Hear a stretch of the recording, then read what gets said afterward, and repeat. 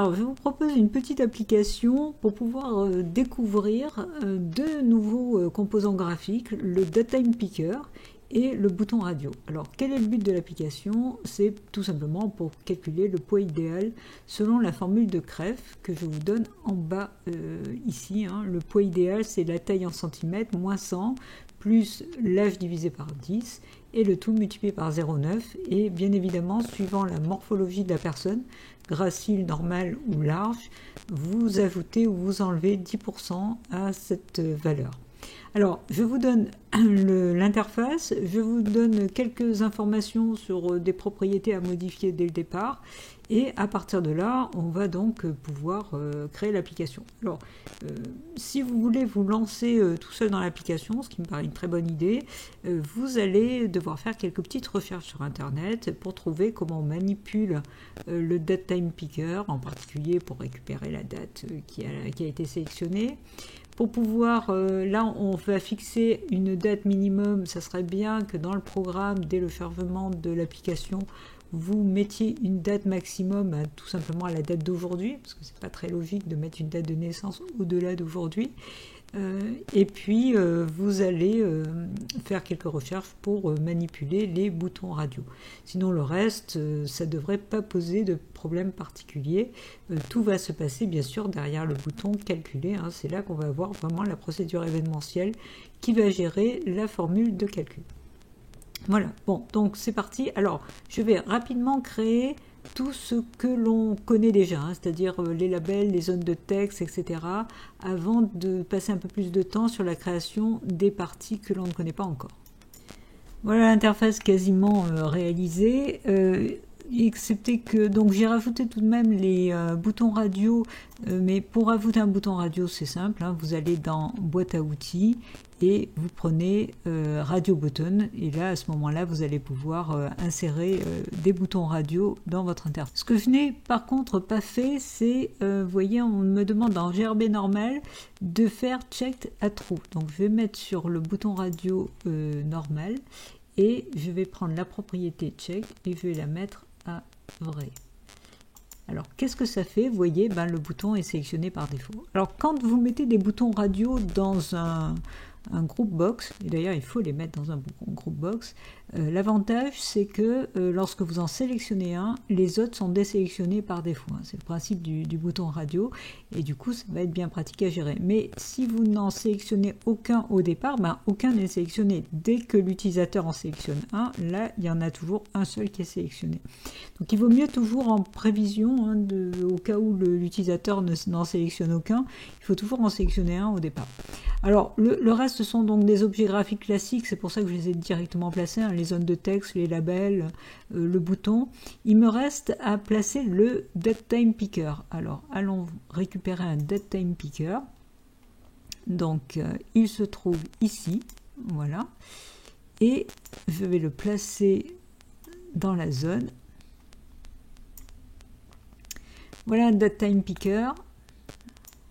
Alors, le principe du Datetime Picker, vous voyez, c'est qu'il vous affiche automatiquement une date, alors là, la date d'aujourd'hui, et on va pouvoir sélectionner une date. Alors, on vous demande de fixer min date au 1er janvier 1900, donc il faut aller chercher min date, voilà, et on va fixer, on peut taper directement 1er janvier 1900, en partant du principe qu'a priori, personne qui va tester cette application n'est avant cette date.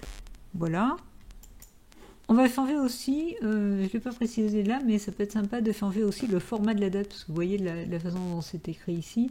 Donc on va dans format, là il est en format long, on va prendre un format short, et là vous voyez c'est présenté comme ici. Alors je vais modifier un peu la taille du Datetime Picker pour qu'il soit juste aligné, s'il veut bien. Voilà, parfait. Ok, donc l'interface est terminée. Enfin non, j'ai pas changé le nom du Datetime Picker, ça c'est pas très malin. Voilà. Donc là, le Datetime Picker, on me demande de l'appeler DTPNES. Voilà, bon, pour le reste, j'ai fait les modifications demandées, les alignements right. Bon, ça, ce sont des choses qu'on avait déjà vues précédemment. Voilà, bon maintenant, ce que j'aimerais faire, c'est évidemment le code qui s'exécute derrière cette application. Alors, déjà, au niveau du chargement de la fenêtre, ce que j'aimerais, c'est, ce que je vous ai dit tout à l'heure, c'est faire en sorte que le maximum de date soit la date d'aujourd'hui. Donc, le chargement de l'application, comment on fait? Ben, si je double-clique sur le formulaire, alors j'ai pas changé son nom, bon, c'est pas très grave pour... donc ça, je vais le mettre en petit, il me sert plus à rien. Donc c'est le chargement de l'application. Alors je vais tout de suite mettre le commentaire correspondant. Donc, chargement de la fenêtre. Et là, je veux fixer la date maximum à aujourd'hui. Hein, je ne veux pas que quelqu'un puisse sélectionner une date au-delà d'aujourd'hui. Donc là, parce que sinon, effectivement, par la suite, il risque d'avoir plantage, puisque l'idée, c'est de calculer l'âge dans la formule. Donc là, comment je fais ça? Eh bien, j'utilise mon DateTime Picker, donc le DTP-NES, et je vais toucher à son max date, donc la propriété max date, voilà, et je lui affecte la date d'aujourd'hui. Et la date d'aujourd'hui, si vous faites une petite recherche sur Internet, c'est facile à trouver, c'est un datetime.today pour obtenir la date d'aujourd'hui. Voilà, tout simplement. Alors, je reviens à ma fenêtre. Alors maintenant, ce que je vais faire, c'est le fameux calcul. Donc, je double-clique pour pouvoir écrire le code de la procédure événementielle derrière le bouton calculer. Donc, clique sur calculer. Donc, là, je vais faire calcul du poids idéal.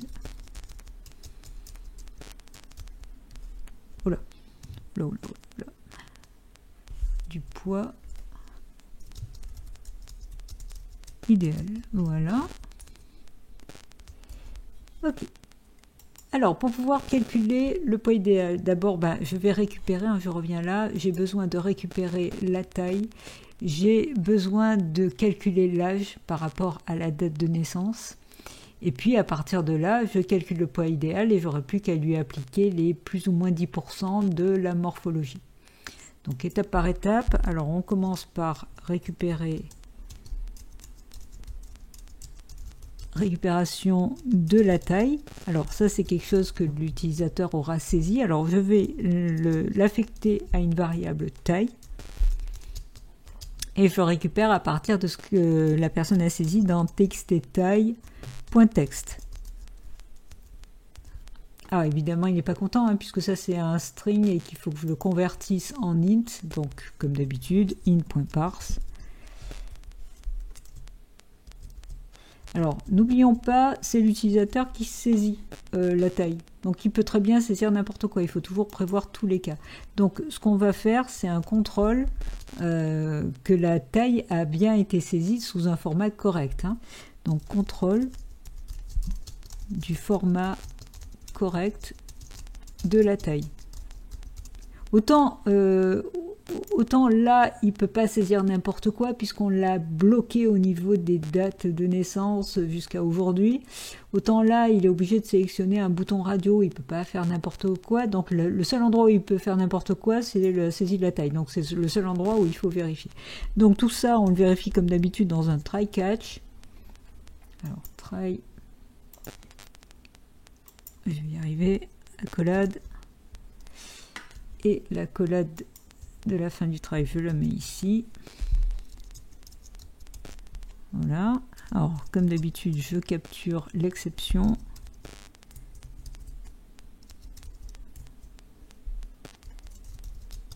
Dans EX, par exemple. Et dans le catch, je lui efface la zone qu'il a saisie, puisqu'il n'a pas saisi quelque chose de correct. Donc, le texte taille, je vais marquer erreur de saisie de la taille. Et donc, dans txt-taille.text, je vide ce qui a été saisi. Tout simplement. Je pourrais même repositionner le curseur dessus. Txt-taille.focus. de façon à l'inviter à ressaisir une taille. Voilà, donc si je continue dans le try, c'est que ça s'est bien passé, hein, parce que si jamais là il tombe sur l'erreur, il va directement dans le cache. Donc si je continue, puisque j'ai récupéré la taille correctement, je vais pouvoir récupérer la date de naissance et calculer l'âge. Donc calcul de l'âge. Alors, comment je vais faire ça? Eh bien, je dois, pour cela, en fait, faire la différence entre la date d'aujourd'hui et la date de naissance. Donc, la date d'aujourd'hui, on sait déjà faire, c'est datetime.today moins la date de naissance. Alors, pour cela, je récupère dans mon datetime picker. Alors pour récupérer la date du datetime picker, il faut que je passe par la propriété value, et dans value il y a plusieurs informations. Vous voyez, il y a date, day, et puis on peut avoir l'année, etc. Donc là moi c'est la date qui m'intéresse. Donc si je fais la différence entre ces deux là, je vais avoir une différence de date. Moi je veux un nombre d'années. Alors pour avoir le nombre d'années, puisque je calcule l'âge, le mieux c'est que je transforme tout ça en nombre de jours. Donc là je fais, une fois que j'ai la différence entre ces deux dates, j'obtiens une date. Si je fais .days, je vais obtenir le nombre de jours j'obtiens une date, j'obtiens une différence entre les dates, donc je vais obtenir là le nombre de jours entre ces deux, et ce nombre de jours, eh bien, il faut que je l'affecte je vais l'affecter à une variable, donc dans NB jours par exemple, je vais affecter donc cette différence et ce nombre de jours entre ces deux dates. Maintenant que j'ai ce nombre de jours, eh ben, il suffit que je le divise par 365 pour avoir le nombre d'années et pour avoir l'âge. Donc l'âge, ça va être tout simplement ce nombre de jours. J'aurais pu ne pas passer par une variable intermédiaire, c'était juste pour que ce soit un peu plus clair. Si je divise tout ça par 365, j'obtiens effectivement l'âge de la personne. Bon, et bien voilà, alors maintenant il me reste à calculer calcul du poids idéal en appliquant la formule. Alors je vous remontre la formule qui est ici. Le poids idéal, c'est taille en centimètres moins 100 plus l'âge divisé par 10, le tout multiplié par 0,9. Donc c'est parti. Donc, alors ça va donner un résultat qui a toutes les chances d'être un float. Donc là, je vais calculer donc le poids idéal. Alors, je prends la formule, donc c'est la taille moins 100 plus, et il fallait diviser l'âge par 10, âge divisé par 10, et le tout, je multiplie par 0,9. Donc 0,9. Alors quand on met une valeur comme ça en dur avec un point de décimale, il faut préciser le type de la valeur. Donc là je précise que c'est du float, 0,9 F. Voilà, donc là j'ai calculé le poids idéal. Alors maintenant il faut que je prenne en compte, je reviens sur l'interface, je prenne en compte la morphologie. Donc, prise en compte de la morphologie. Alors ça, c'est tout simplement, je vais regarder lequel des 3 boutons radio est coché, tout simplement. Donc je fais un if, je regarde le premier, donc alors comment ça s'appelle déjà, c'était RDB. Ah, alors je ne l'ai pas appelé comme ça. Comment je l'ai appelé? Je l'ai appelé GRB. GRB? Ah oui. Bon. Alors, GRB. Voilà, donc je regarde si Gracile est checké. Donc, checked. Donc, si Gracile est checké, à ce moment-là, eh bien, le poids, je vais le multiplier par 0,9.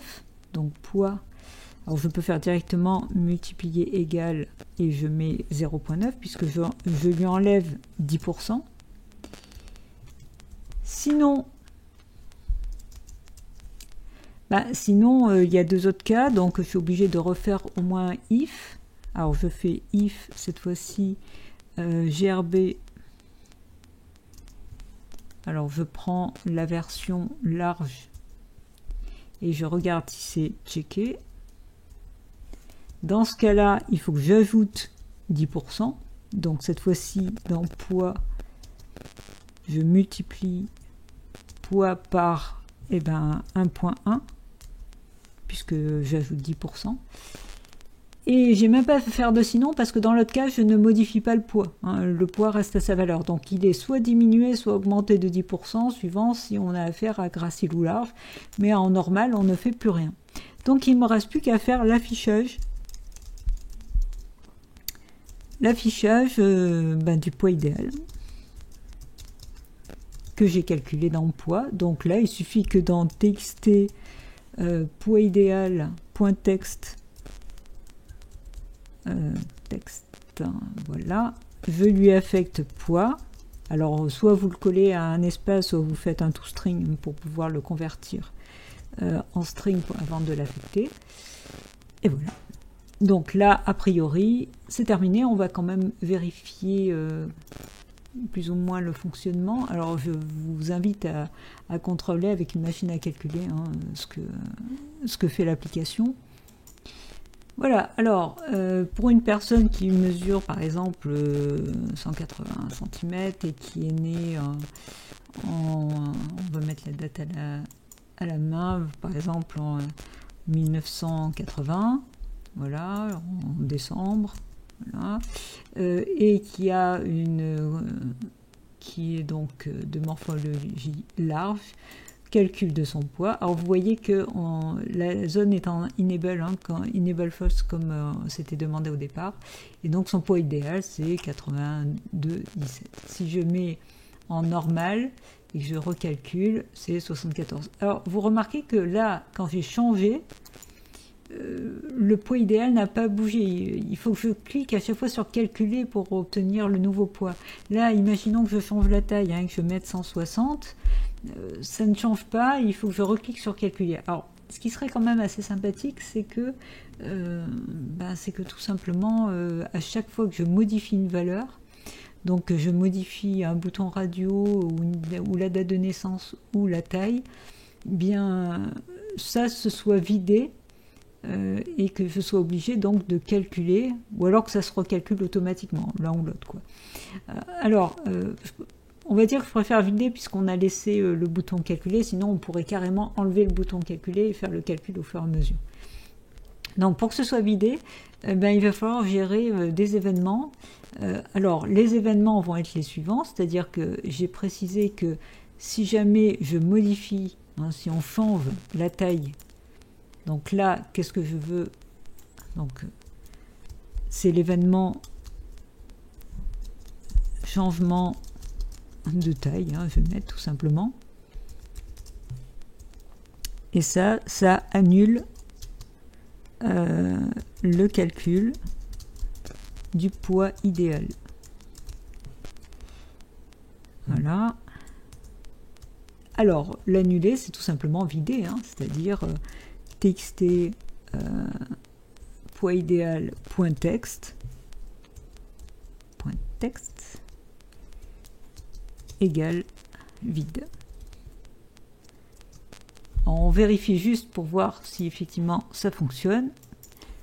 Donc je refais un calcul, par exemple 175, et je mets 1985 par exemple. Et là, je mets en gracile et je fais calculer, donc 63,18 kg. Et si ici, je modifie, que je mets à la place de 175, je mets 178. D'ailleurs, vous voyez, dès que j'ai modifié, la zone, le poids a été modifié. Alors évidemment, cet événement-là, il va falloir le faire partout. C'est-à-dire qu'il faut double-cliquer sur date de naissance, là-dessus, pour pouvoir mettre la même chose. Et pareil pour les 3 boutons radio. Bon, je ne vais pas le faire, mais vous avez compris la logique, c'est ça le principe. Voilà, c'est une petite application. C'était surtout pour vous montrer le DaTimePicker et les boutons radio. Donc je vous dis à très bientôt, et bien sûr, pensez à le coder.